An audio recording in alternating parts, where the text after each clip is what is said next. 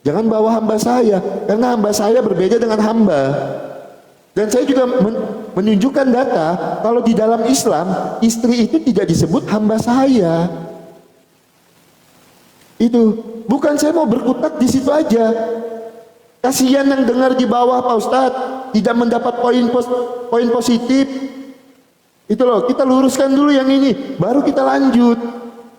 Bukan saya tidak mau menjawab 10 pertanyaan Pak Ustadz, saya masih mampu jawab. Tapi apakah yang salah ini kita biarkan gitu aja? Silakan Pak Ustadz disupai. Baik.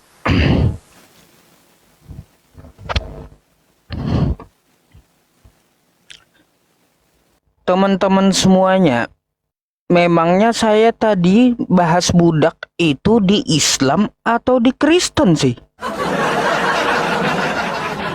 Siapa juga ya di dalam Islam mengatakan bahwa istri itu budak? Ya, siapa yang bilang kayak gitu? Di dalam Islam, istri itu sebutannya zaujah, pasangan gitu. Seorang istri, bukan budak, Bang Oki. Yang saya bahas ini tentang masalah kekristenan, ya. Yang mana saya bilang lebih dari budak, ya. Artinya Anda harus buktikan seorang istri itu bukanlah lebih dari budak, bukanlah budak. Karena apa? Berserahnya dalam segala sesuatu. Sama berserah kepada Tuhan. Kalau kita berserah diri kepada manusia, kepada Tuhan, itu cuma sekelas manusia loh teman-teman ya. Tapi ini kepada Tuhan. Ya, kepada Tuhan gitu. Kepada Tuhan dalam segala sesuatu. Lebih dari budak jadinya.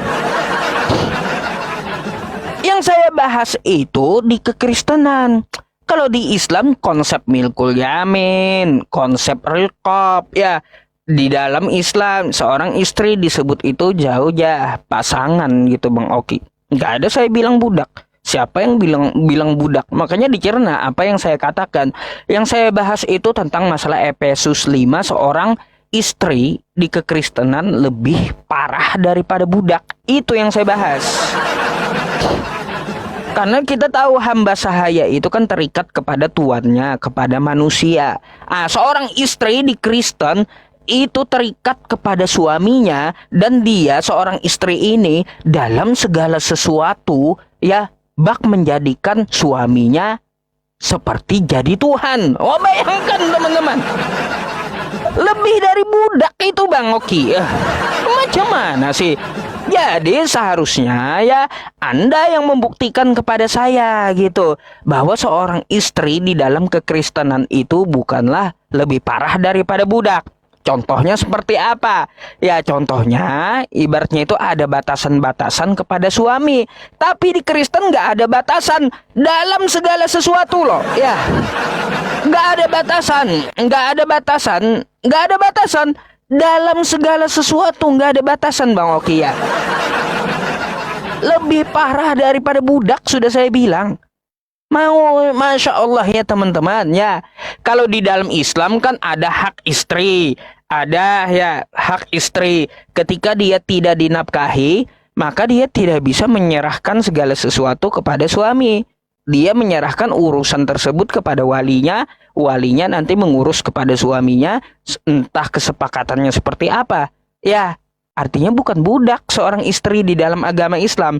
Karena ada batasan dan ada haknya. Lah, terus gimana seorang istri di dalam kekristenan? Bayangkan dalam segala sesuatu itu ya. Buktikan sama saya. Ya, ada haknya.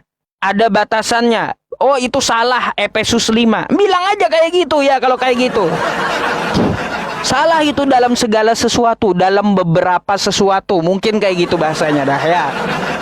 Gitu, seharusnya Anda yang buktikan kepada saya bahwa pernyataan saya salah gitu. Di dalam Kristen itu seorang istri bukan lebih parah daripada budak. Ayat ini salah Efesus 5. Bukan dalam segala sesuatu istri itu berserah. Bukan berarti istri itu menganggap suaminya lebih parah daripada budak seperti berserah diri kepada Tuhan. Buktikan kayak gitu ya. Jangan malah menuntut saya dalam segi bahasa. Bahkan kalau saya membahasakan lebih parah daripada budak itu Bang Oki. Efesus 5 itu dalam segala sesuatu loh. Ya, dalam segala sesuatu. Saya tidak membahas tentang masalah hamba, terus hamba sahaya di dalam Islam. Saya nggak ada bahas masalah Islam dari tadi. Zaujah, nggak ada saya bahas. Ya, yang saya permasalahkan Efesus 5 gitu di dalam kitab Kristen.